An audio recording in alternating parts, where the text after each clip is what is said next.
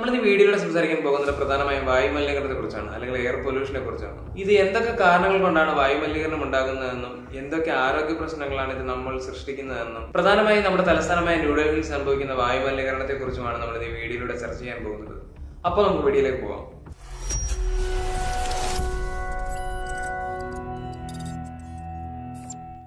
ഇന്ത്യയിലെ മറ്റ് സംസ്ഥാനങ്ങളെ വെച്ച് താരതമ്യം ഏറ്റവും കൂടുതൽ വായുമലിനീകരണ തോത് കൂടിയ ഒരു സംസ്ഥാനമാണ് ന്യൂഡൽഹി എന്നത്. ഈ കഴിഞ്ഞ വർഷം വായുമലിനീകരണവുമായി ബന്ധപ്പെട്ട സർവേകൾ പറയുന്നത് ന്യൂഡൽഹിയിൽ തന്നെ ഈ വായുമലിനീകരണമായുള്ള ആരോഗ്യ പ്രശ്നങ്ങൾ മൂലം ഏകദേശം 68% ആളുകൾ ഈ ആരോഗ്യ സംവിധാനങ്ങളുമായി ബന്ധപ്പെട്ടിട്ടുണ്ടെന്നതാണ്. അതുപോലെ തന്നെ ന്യൂഡൽഹിയുടെ മറ്റു ചില പഠനങ്ങൾ പറയുന്നത് ഏകദേശം 82% ആളുകൾക്ക് ഈ വായുമലിനീകരണം മൂലം സിവിയർ ആയിട്ടുള്ള ആരോഗ്യ പ്രശ്നങ്ങൾ ഉണ്ടായിട്ടുണ്ട് എന്നതാണ്. ഇപ്പോൾ നിങ്ങൾ മനസ്സിലാക്കണം ഏകദേശം എങ്ങനെയാണ് വായുമലിനീകരണം എന്നത് ഗുരുതരമായ ആരോഗ്യ പ്രശ്നങ്ങളിലേക്കും നിത്യജീവിതത്തിലേക്കും ബാധിക്കുന്നതിനെ കുറിച്ച്. ഇനി നമ്മൾ പറയാൻ പോകുന്നത് ഡൽഹിയിലുള്ള വായുമലിനീകരണത്തിന്റെ കാരണങ്ങളെ കുറിച്ചാണ്. ഡൽഹിയിലെ വായുമലിനീകരണം എന്നത് ഒരു ദിവസം കൊണ്ടുണ്ടായതല്ല. നമ്മൾ വർഷങ്ങളായി കേൾക്കുന്നതാണ് ഡൽഹിയിലെ വായുമലിനീകരണത്തിന്റെ കാരണങ്ങളും അവിടുത്തെ ഗുരുതരമായ ആരോഗ്യ പ്രശ്നങ്ങളെ കുറിച്ചുമല്ല. പ്രധാനമായും 4 കാരണങ്ങളാണ് ദില്ലിയിലെ വായുമലിനീകരണം ഉണ്ടാക്കുന്നത്.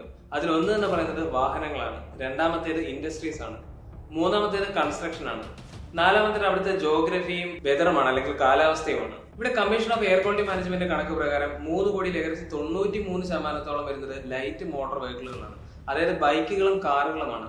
ഇതിൽ തന്നെ 37% വരുന്നത് BS3 വിഭാഗങ്ങളിൽപ്പെട്ടതും അല്ലെങ്കിൽ പഴയ വാഹനങ്ങളുമാണ്. BS3 വിഭാഗങ്ങളിൽപ്പെട്ടത് അല്ലെങ്കിൽ പഴയ ഡീസൽ വാഹനങ്ങളുമാണ് ഏറ്റവും കൂടുതൽ പാർട്ടിക്കുലേറ്റ് മാറ്റർ അല്ലെങ്കിൽ PM2.5 പുറത്തുവിടുന്നത്. ഇതിൽ പാർട്ടിക്കുലേറ്റ് മാറ്റർ അല്ലെങ്കിൽ PM2.5 എന്താണെന്ന് മനസ്സിലാക്കേണ്ടതുണ്ട്. ഇവിടെ PM2.5 പാർട്ടിക്കുലേറ്റ് മാറ്റർ എന്ന് പറയുന്നത് 2 മൈക്രോമീറ്ററിനും താഴെ വരുന്നവയാണ് PM2.5 പാർട്ടിക്കുലേറ്റ് മാറ്റർ എന്ന് പറയുന്നത്. ഇത് നമ്മുടെ ഏകദേശം തലമുടിയുടെ ഒരു 30 ടൈംസ് ചെറുതായിരിക്കും. ഇത് ഇത്രയും ചെറുതായത് കൊണ്ട് തന്നെ നമ്മുടെ രക്തത്തിലേക്കും നമ്മുടെ ഹാർട്ടിലേക്കും നമ്മുടെ ബ്രെയിനിലേക്കും എന്നിട്ട് നമ്മുടെ ലങ്സിൽ വരെ ഇൻഫ്ലമേഷനും ക്യാൻസറിന് സാധ്യതയുള്ള ഹാർട്ട് അറ്റാക്ക് വരെ ഉണ്ടാക്കുന്നു എന്നതാണ്. ഈ PM2.5 അല്ലെങ്കിൽ പാർട്ടിക്കുലേറ്റ് മാറ്റർ ഉപയോഗിച്ചിട്ടാണ് ഒരു സ്ഥലത്തെ എയർ ക്വാളിറ്റി അല്ലെങ്കിൽ വായു മലിനീകരണ തോത് നിശ്ചയിക്കുന്നത്. പലപ്പോഴും PM2.5 പാർട്ടിക്കുലേറ്റ് മാറ്ററിന്റെ വാല്യൂ കൂടുന്നതാണ് വായു മലിനീകരണത്തിന്റെ തോത് കൂടുന്നതും അതുപോലെ തന്നെ വലിയ ഗുരുതര പ്രശ്നങ്ങളിലേക്കും കൊണ്ടെത്തിക്കുന്നത്. ഈ സ്ക്രീനിൽ കാണിച്ചിരിക്കുന്ന ഡൽഹിയിലെ ഇപ്പോഴത്തെ PM2.5 അല്ലെങ്കിൽ പാർട്ടിക്കുലേറ്റ് മാറ്ററിന്റെ ഒരു തോതാണ്. ഇത് കാണുമ്പോൾ തന്നെ അറിയാം എന്തുമാത്രം ഗുരുതരമായ പ്രശ്നങ്ങളാണ് വായുമലിനീകരണമായി അവിടെ ഉള്ളതെന്ന്. ഈ PM2.5 വാല്യൂ കൂടുന്നതുകൊണ്ട് തന്നെയാണ് പലപ്പോഴും ഗവൺമെന്റുകൾ പഴയ വാഹനങ്ങൾക്ക് മുകളിലുള്ള നിയന്ത്രണവും അല്ലെങ്കിൽ കൺസ്ട്രക്ഷൻ ബാനുകളും അല്ലെങ്കിൽ സ്കൂളുകൾ അടപ്പിക്കുന്നതിനുള്ള കർശന നിയന്ത്രണങ്ങളിലേക്ക് വരുന്നതിനുള്ള കാരണമെന്നത്. 2 ദിവസം മുന്നേ വാർത്തകളൊക്കെ കേട്ട് കാണും ഡൽഹിയിലെ പല സിറ്റികളിലും ഒരു പുകമറ പോലെ അല്ലെങ്കിൽ ഒരു മൂടൽ മഞ്ഞ് പോലെ പല സിറ്റികളിലും കാണപ്പെടുന്നതിനെ കുറിച്ച്.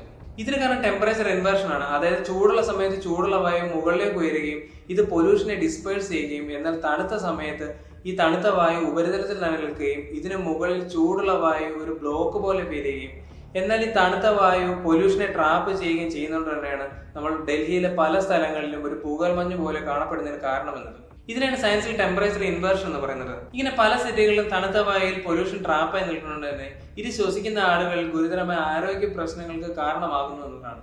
ഇതിന്റെ മറ്റൊരു കാരണം എന്നത് ഡൽഹിയിലെ ജോഗ്രഫിയാണ്. ചുറ്റപ്പെട്ടിരിക്കുന്ന ഒരു സംസ്ഥാനമായതുകൊണ്ട് തന്നെ പൊല്യൂഷൻ ഇതിനുള്ളിൽ ട്രാപ്പായി പെടുകയും മറ്റ് സംസ്ഥാനങ്ങൾ അതായത് അയൽ സംസ്ഥാനങ്ങളിൽ നിന്ന് കൂടുതൽ എമിഷനുകൾ ഈ സ്ഥലത്തേക്ക് വരികയും ഡൽഹിയിലേക്ക് വരികയും ചെയ്യുന്നു എന്നതാണ് ഇതിന്റെ മറ്റൊരു കാരണം എന്നത്. ഈ ദില്ലിയിലെ വായുമലിനീകരണത്തിന് എന്താണ് ഒരു പരിഹാരം എന്ന് വെച്ചാൽ നമുക്ക് ഷോർട്ട് ടൈം ആയും ലോങ് ടൈം ആയും നമുക്ക് ഇതിനെ വിശദീകരിക്കേണ്ടതുണ്ട്. വായുമലിനീകരണത്തെ നമുക്ക് 2 രീതിയിൽ തടയാനാകും. ഒന്ന് ഷോർട്ട് ടൈം ആയും ഒന്ന് ലോങ് ടൈം ആയും. ഈ ഷോർട്ട് ടൈമിൽ വാഹനങ്ങളുടെ കർശന നിയന്ത്രണം അതായത് എമിഷൻ കൺട്രോൾ ചെയ്തുകൊണ്ട് തന്നെ നമുക്ക് വായുമലിനീകരണത്തെ തടയാനാകുമെന്നതാണ്. രണ്ടാമത്തേതാണ് ഡീസൽ വാഹനങ്ങളുടെ ഉപയോഗം എന്നത്. ഡീസൽ വാഹനങ്ങളുടെ ഉപയോഗം കർശനമായി നിയന്ത്രിച്ചുകൊണ്ട് തന്നെ നമുക്ക് വായുമലിനീകരണത്തെ തടയാനാകും. മൂന്നാമത്തേതാണ് കൺസ്ട്രക്ഷൻ സൈറ്റിൽ ഡസ്റ്റ് എന്നത്.